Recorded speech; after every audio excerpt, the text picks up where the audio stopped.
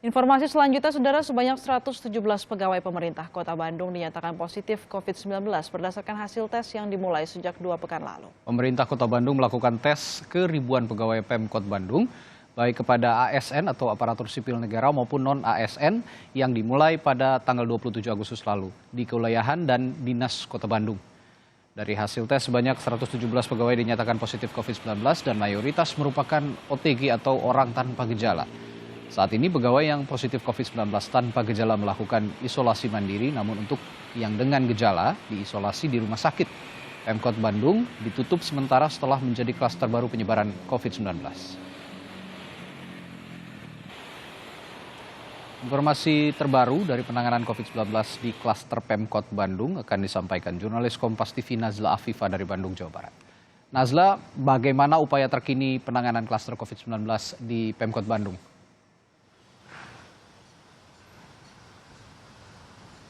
Baik, Radi dan Saudara, seperti diketahui bahwa sebanyak 117 pegawai, baik itu ASN maupun non-ASN, dinyatakan positif COVID-19.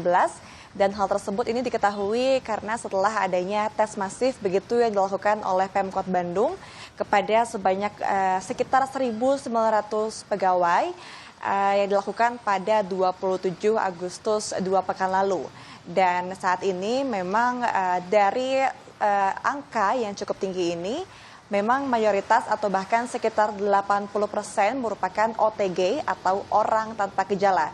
Maka dari itu bagi pegawai yang dinyatakan tanpa gejala ini akan melakukan isolasi mandiri di rumahnya masing-masing. Namun memang jika untuk yang dinyatakan positif dengan gejala ini akan diisolasi di rumah sakit, begitu.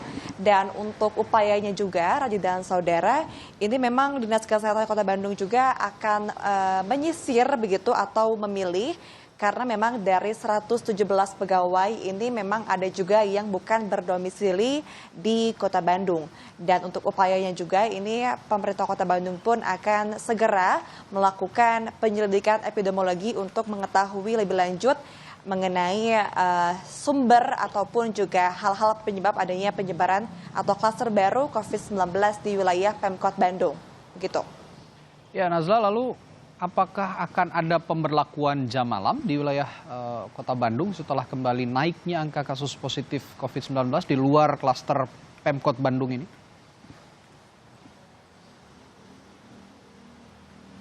Ya, Radi, jadi memang untuk di wilayah Kota Bandung ini karena terus begitu melakukan tes masif yang dimana tujuannya adalah untuk mencari penyebaran COVID-19 di wilayah Kota Bandung. Dan dengan ternyata adanya angka yang meningkat begitu, pemerintah Kota Bandung juga berdasarkan informasi yang kami dapatkan dari Humas Pemkot Bandung bahwa hingga saat ini memang masih mengkaji begitu apakah akan adanya penerapan jam malam di Kota Bandung atau tidak.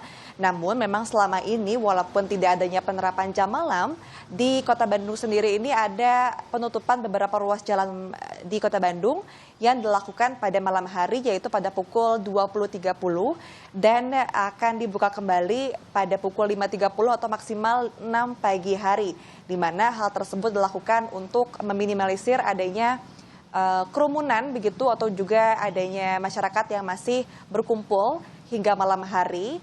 Dan hal tersebut juga dilakukan karena berdasarkan pantauan begitu dari pihak-pihak terkait bahwa warga di Kota Bandung ini sudah mulai lengah begitu mengenai protokol kesehatan dan bahkan beberapa warga Kota Bandung ini sudah menganggap bahwa pandemi COVID-19 sudah berakhir karena sudah memasuki adaptasi kebiasaan baru. Jadi memang Pemkot Bandung masih akan terus mengkaji dan juga melihat angka COVID-19 di Kota Bandung, apakah akan menerapkan jam malam atau tidak. Jika memang akan, ini akan diinformasikan lebih lanjut oleh Pemkot Bandung. Radi.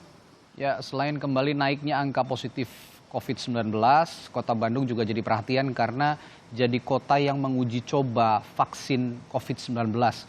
Uji klinis dan uji medis dilakukan oleh sejumlah masyarakat termasuk Gubernur Jawa Barat Ridwan Kamil. Nah, bagaimana dengan penyuntikan vaksinasi dosis kedua Gubernur Jawa Barat, Kapolda dan juga Pangdam Siliwangi? Apakah dilakukan hari ini, Najla?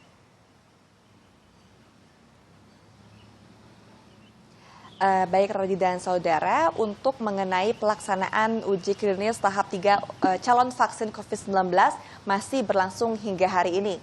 Namun untuk penyuntikan dosis kedua bagi relawan termasuk Gubernur Jawa Barat, kemudian juga Kapolda Jawa Barat dan juga Pangdam 3 Siliwangi jika berdasarkan hitungan begitu pada penyuntikan dosis pertama yang dilakukan pada tanggal 25 Agustus 2020 dan akan dilakukan penyuntikan dosis kedua maksud kami di 2 pekan kemudian yang dimana jika dihitung ini penyuntikan dosis kedua akan dilakukan di pekan ini tepatnya tanggal 11 September 2020.